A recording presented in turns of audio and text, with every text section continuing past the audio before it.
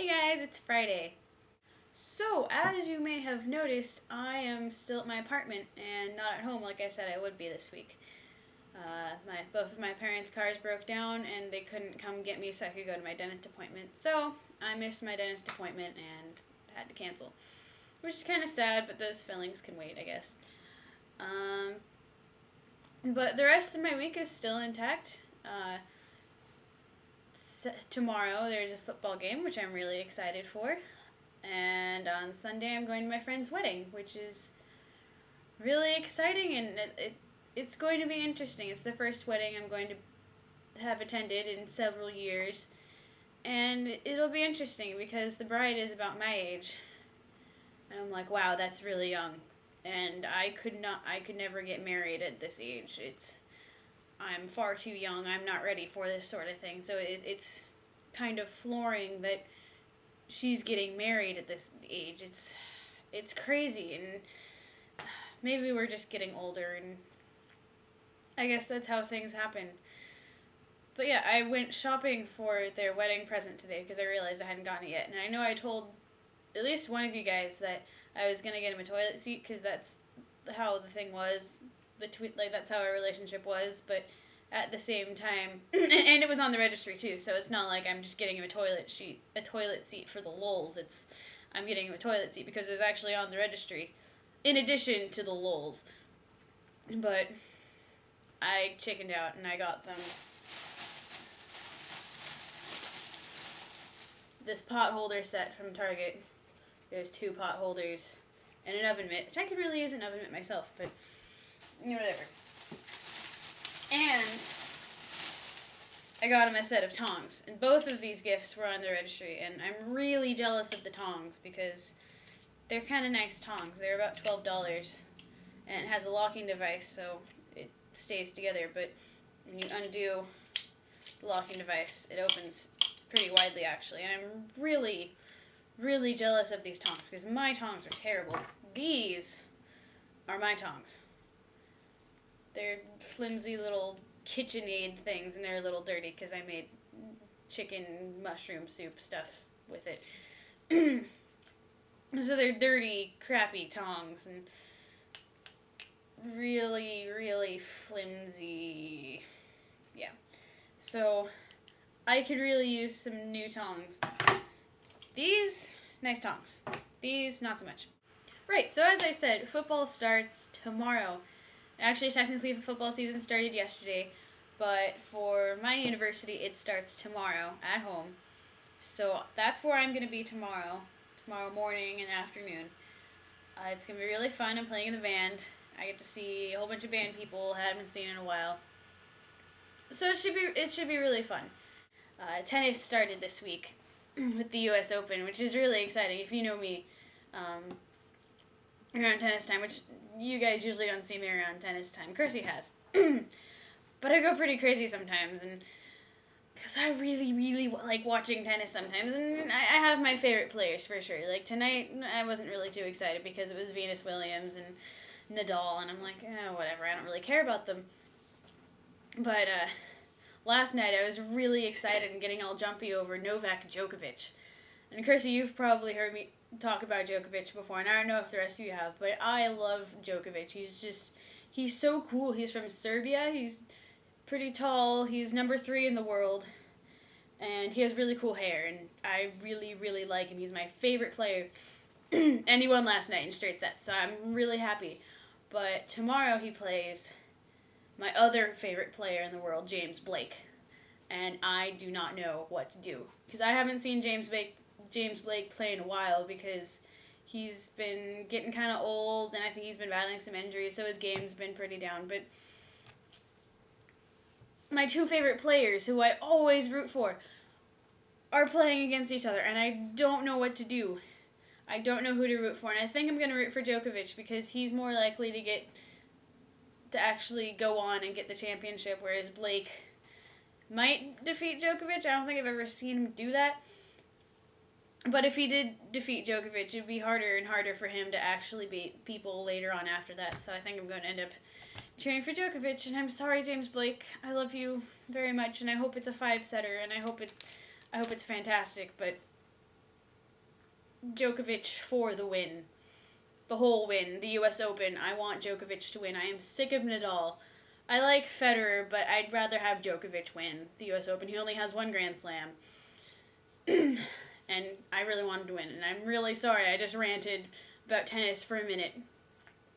And you guys don't even know what I'm talking about. I'm really sorry. But yeah, this week I really enjoyed watching you guys and your videos. I'm really glad that most of you got them up. Chrissy, I'm looking at you.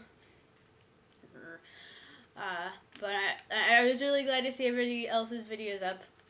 Amanda, the beginning of your video was just hilarious.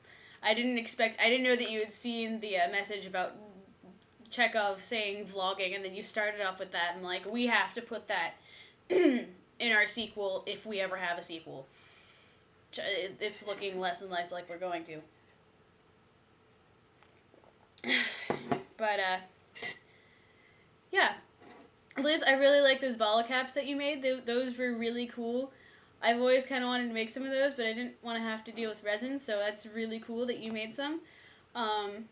Just one thing about the glue, because I have to be a craft geek about things, is that don't use hot glue because it will come off really easily. I made these bottle cap magnets a while ago. It's a Jones Soda bottle cap and a magnet, and I used hot glue originally, and they all fell apart. All of them within like just a few weeks of me being here. So I found some other craft glue that's Fabri-Tac, permanent adhesive, fast grab and quick dry. Woo! But yeah, using like a glue like this would probably work a lot better. I don't know if you have time to like go out and get this, or if you can really afford it. It's not that much. I think it was only a few bucks. But it's really permanent. I can't even get the lid off. Oh, I guess I can get the lid off now, but earlier I couldn't get it off. But it's super adhesive and it dries really, really quickly. And it's really nice, but it's not quite as permanent as super glue, which is also nice. Oh, and Alyssa talking about kids games and using them with college freshmen, go right ahead. I mean, if you're really enthusiastic about it, everybody will go along with it. I remember actually playing Egg Chicken Dinosaur at San Diego the year before senior year, so you can never be too old to play stupid games like that. So I went to college group tonight, which is always really fun. I always enjoy it. It's a little alone here because my friend moved to Canada this week, and so I was kind of sad that he wasn't there, but what are you gonna do? I mean, you can't prevent a guy from going to Canada. But anyway, listen to the message today, and like, it wasn't particularly relevant to me at the time because it was talking about suffering, and I'm not really suffering any trials right now, and so I should remember this for later on. But the whole main point was that there may be suffering now, but in the end, things are going to be really, really good, and things are going to be great, and there's always a better sequel. Like, he used two parallels from nerdy movies. He used Lord of the Rings, Fellowship of the Ring, when, at the very end, Frodo tells Sam, he's like, I'm glad you're with me, Sam, and they look at Mount Doom, and everything's just falling apart, and Gandalf's been thwarted by the Balrog, and the Fellowship is broken asunder, and things aren't going well, and they don't look like they'll end well. But you know that the sequels are coming up and that things are going to be better. And the same thing happens in The Empire Strikes Back, where, like, Luke's hand is cut off, like, Han Solo is frozen in carbonite, and Darth Vader appears to be winning. And so, but that's not the end. There's the sequel that is totally amazing, and everybody's happy at the end. And so the whole point is that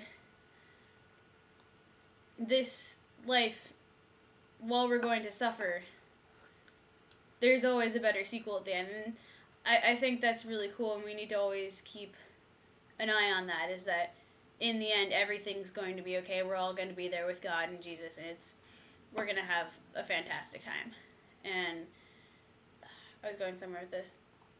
Oh, and this goes with something else that I was kind of thinking about before, is me and my friends in the Horn Studio are planning on playing the Concertstück by Robert Schumann. Pretty sure it's by Schumann. If it's not, I am so dead as a music major. But I'm playing that, and it's the most epically epic piece written for horn. It's amazing. I will put a link in the doobly-doo, because I really like saying doobly-doo. I will put a link to some YouTube video of people playing the Concertstück, because it's amazing.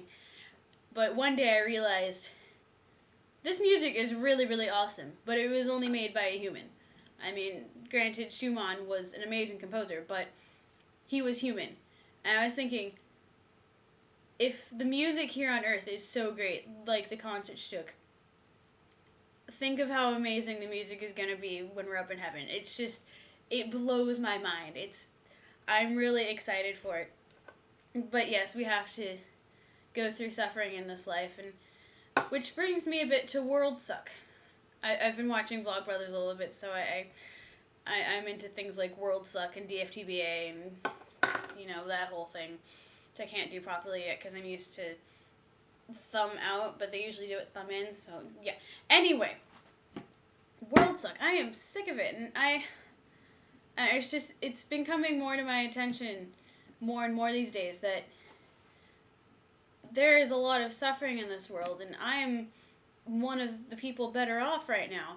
Like, there are things in my life that suck sometimes, but there are things out there a lot worse, like cancer and AIDS and poverty and starvation, and all these things are just terrible in the world. And I wonder sometimes, like, what can I do to help? And why am I getting a degree in music education? That's not helping out the people who are in poverty or in cancer or anything. And is me being a music teacher going to help anybody? And I hope it does. I know that my music teachers helped me in life, and they've affected more people in my band, more so than they affected me. So I'm hoping my job, helps me bring a little bit of good to the world, but how do I help the others suffering? And that's just kind of where I am right now, is I want to help the world, but how can I right now? I'm only, I'm only so young right now, and I don't have much to give. Like, I would give money or things, but I don't have much. I mean, most of the money I use is still my parents, and a lot of my stuff I still need, and I don't know what to do. But I don't know, I'm praying about it, and I'm hoping that some answer comes to me, and maybe you guys have some insight on this. I really don't know. But that's just my 2 cents and what's been on my mind lately. Wow, that was really long. I'm sorry. Anyway, I hope everybody has a great week, and see you all next Friday.